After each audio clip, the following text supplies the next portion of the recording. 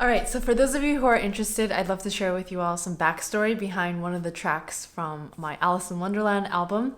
In fact, the very first track, also called Alice in Wonderland, it has kind of a unique history because it's gone through so many different stages, and personally it's one of my favorite tracks, and it's probably one of the first pieces that made me really start thinking about putting an album together. So it means a lot. And I've also ran into so many different unique issues related to recording it. So I'd love to just share with you all how it all began and the various stages. So we're gonna first start off with this clip here.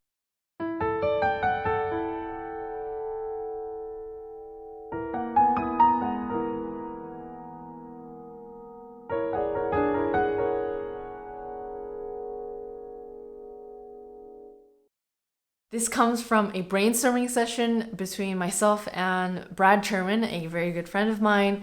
At the time, we were in an ensemble together called Happenstance, and we were putting together a live show that combines live painting and music. And he sent me over this clip of him painting these shapes, and that's how the piece basically started, because it stuck, and from there sprouted other ideas, and we can actually find footage from the actual concert.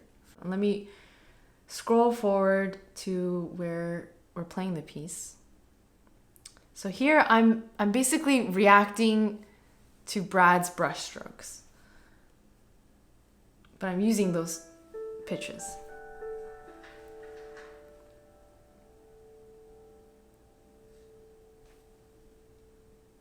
And there's a lot of space because I'm waiting for him. And here I was using a mixture of, I think, kalimba and marimba within the Nord keyboard.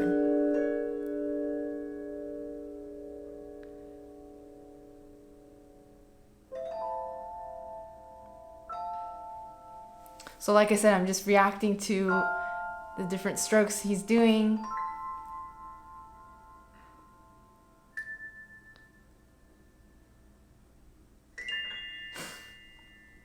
Interesting. So this was the same. This is the beginning, when the piece starts going.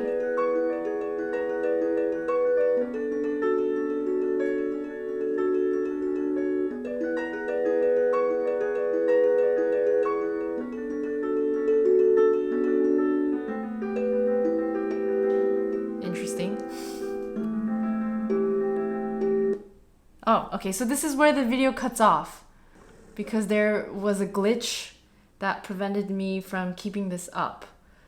And I guess that was never resolved. So that's all I have from that video. I have the master file somewhere, but you can actually find it in the Just Music playlist on my channel. From here on, I basically just let these ideas sit, because I knew in my mind I wanted to revisit these and make it into an actual piece. Because with improvisation, especially with how I improvise and my facility as an improviser, I'm not able to architect a piece in a way that I'm satisfied with a lot of the times. And so in order to really manage the arc of the piece and the flow, I really have to sit down and deliberately work out certain things. So I wanted to do that with this piece, but it took a long time for me to revisit it. So now we have the Logic file from maybe about a year after that show. This was right after I moved to New York City. I didn't have a piano or a keyboard yet. All I had was my Yamaha Reface CP. And so I wasn't able to work out certain ideas, so I used Logic as a notepad and would input one line and another, and I used a Steinway grand piano, default patch, and classic electric piano, also default patch. And this is really sloppy, but it helped me keep track of certain ideas. Whoa. Not sure why that sounds that way, but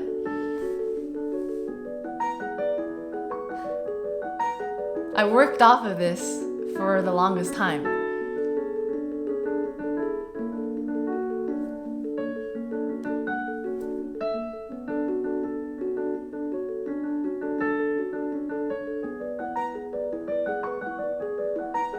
And as you can hear, it's a lot slower.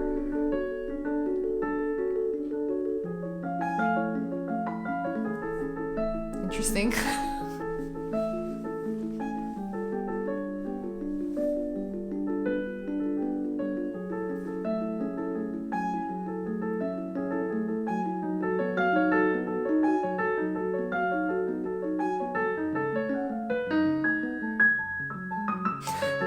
Wow, that was rough.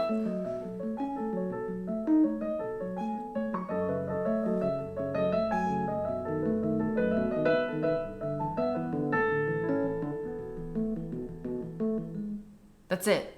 So as you can hear, very rough inputs, but this was enough for me to just keep track of certain ideas, certain harmonic shifts that I had in mind.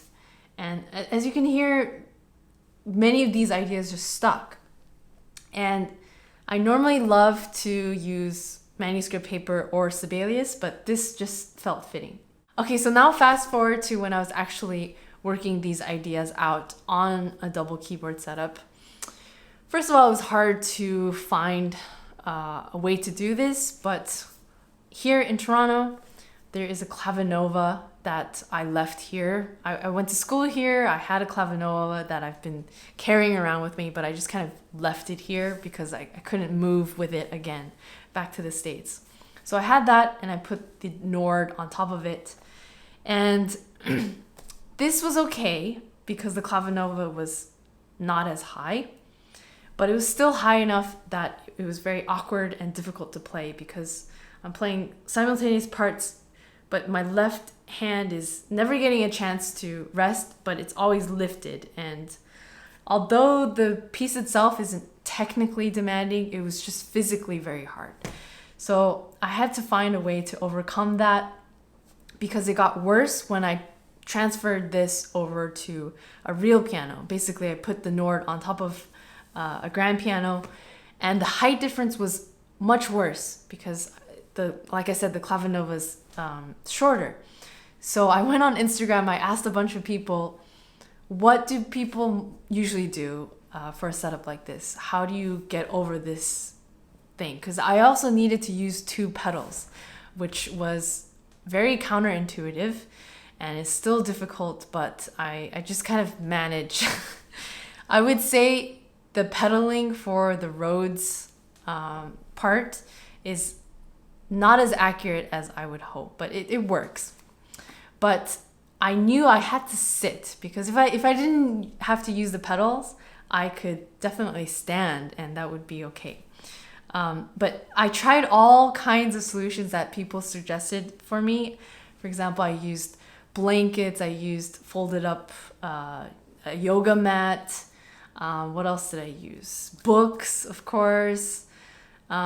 Various different fabric related things. None of them stuck because they would always slip or they would flatten out. What I did use is this, a foam roller.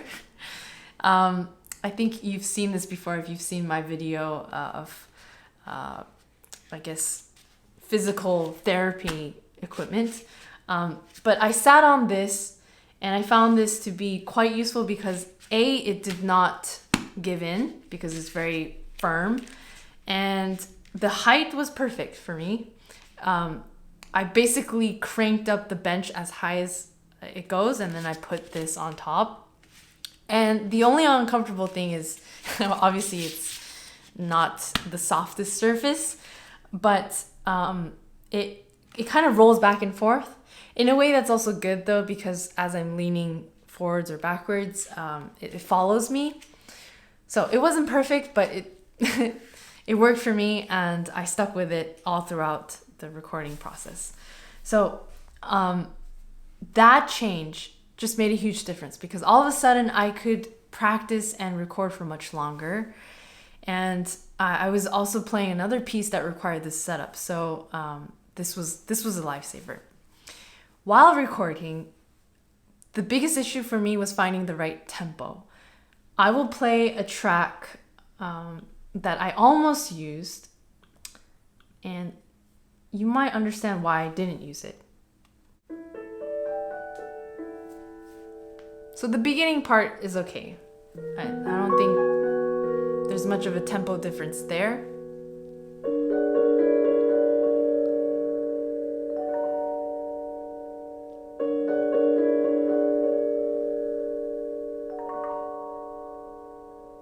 But here, note the tempo. So it's much faster.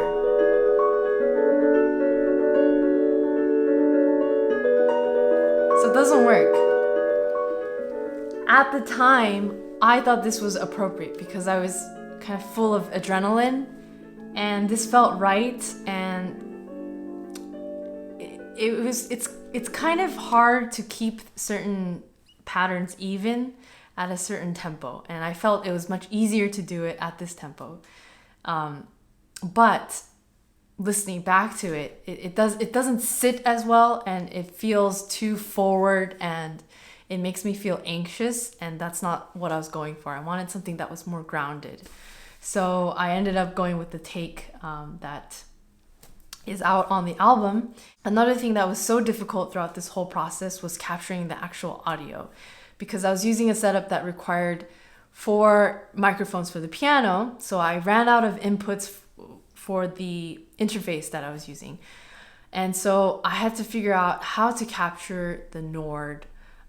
So I ended up using two solutions that served as a backup to each other just in case something went wrong.